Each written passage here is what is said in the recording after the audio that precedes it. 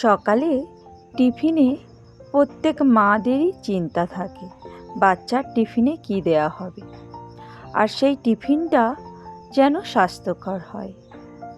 এখনকার প্রত্যেক বাচ্চাই টিফিনে কিংবা এমনিতেই সবজি খেতে পছন্দ করে না, তারা আনহেলদি খাবারটাই বেশি পছন্দ করে। আজকের আমার রেসিপি হলো সবজি দিয়ে টিফিন বানানো।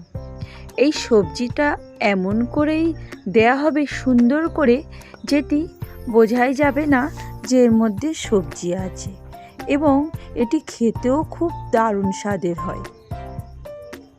তাই বাচ্চাকে বোকা বানানোর জন্য বানিয়ে নিন এই রেসিপিটা। নমস্কার বন্ধুরা, আমি মানসী, আপনারা দেখছেন মানসী এভরিথিং। এখানে আমি কিছু সবজি নিয়েছি, শীতের কিছু সবজি, গাজর, আলু, বিট, মটরশুঁটি, আর নিয়েছি হলুদ ফুলকপি। আপনারা চাইলে সাদা ফুলকপিও নিতে পারেন, এবং যে যেমন সবজি পছন্দ করো সেইগুলো নিতে পারেন। এই সমস্ত সবজিগুলোকে আমি প্রথমে একটু জাস্ট সিদ্ধ করে নিলাম। 80% সিদ্ধ হয়ে গেলেই এটিকে জল ঝরিয়ে একটি স্ট্রেনারের মধ্যে রেখে দেব। এইদিকে কড়াইতে সাদা তেল দিয়ে ফোড়নের জন্য দিলাম পেঁয়াজ কুচি ও ক্যাপসিকাম কুচি। এই পেঁয়াজ কুচি ও ক্যাপসিকাম কুচিটা দিয়ে একটু নাড়াচাড়া করার পর যখন একটু হালকা লাল লাল হয়ে আসবে, তখনই এর মধ্যে দিয়ে দেব সেই সিদ্ধ করে রাখা সবজিগুলো, এবং সবজিগুলো দিয়ে ভালো করে একটু সটে করে নিতে হবে। আর এর মধ্যে অ্যাড করলাম নুন, একটু গোলমরিচ, ধনে গুঁড়ো ও জিরে গুঁড়ো। এই সমস্ত মশলাগুলো দিলে এই সবজির যে আমি পুরটা বানাবো সেটা আরও টেস্টি হয়। এইভাবে তৈরি হয়ে যাবে আমার সবজির পুরটি। এইবার একটি পাত্রের মধ্যে আমি নিয়ে নিলাম আটা। আমি 1 বাটি আটা নিলাম। আপনারা চাইলে ময়দা ব্যবহার করতে পারেন, যেহেতু আটাটা ময়দার থেকে অনেকটাই হেলদি, তাই আমি এখানে আটাই ব্যবহার করছি। আর দিয়েছি প্রয়োজন মতো নুন, অল্প অল্প করে জল দিয়ে মাখিয়ে নেব। যেমনই আমরা প্রতিদিনকার রুটি বানানোর জন্য আটা মাখিয়ে থাকি, তেমনইভাবে একটি আটার ডো বানিয়ে নিতে হবে। সম্পূর্ণ আটার ডোটি বানানো হয়ে গেছে। এইবার এটিকে আমি লেচি কেটে নিয়েছি। এইবার এদিকে একটি মিশ্রণ তৈরি করছি। নিয়ে নিলাম একটি ডিম, আর এর মধ্যে অ্যাড করলাম একটুখানি নুন। আমি এখানে বিট নুন ব্যবহার করছি, আপনারা চাইলে নর্মাল নুনও ব্যবহার করতে পারেন।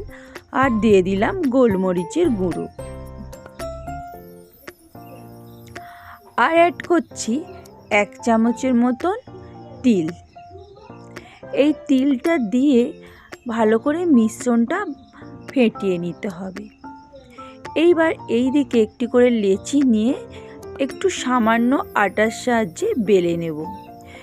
বেলনটা পুরো গোল করব না, একটু লম্বাটে টাইপের আমি বেলে নেব।